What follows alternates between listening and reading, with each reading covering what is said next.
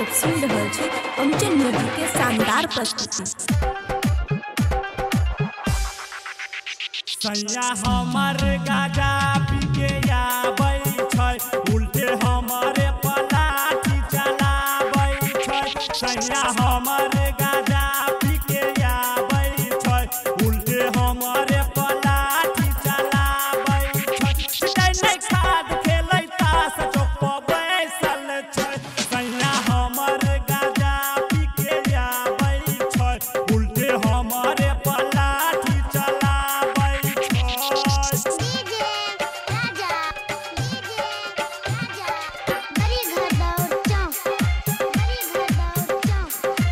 खुशी recording studio बलुआहा। दिन भरे नै काम कोनो करै छै, देखो मकई के खेत पारा चरै छै। रहै सुखल खेत नै पटाबै छै, उल्टे हमरे पलाठी चलाबै छै।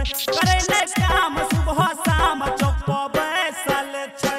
सैया हमर गाजा पी के आबै छै, उल्टे हमरे पलाठी चलाबै छै।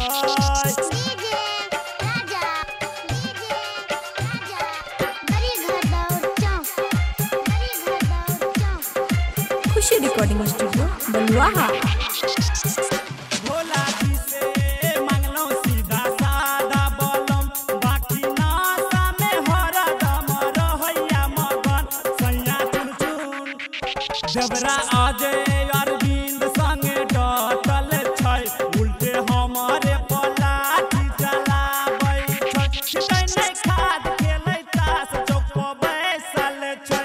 सैया हमर गाजा पी के आबै छै, उल्टे हमरे पलाठी चलाबै छै। सिटाइ नै खाद खेलै तास चौक बैसल छै।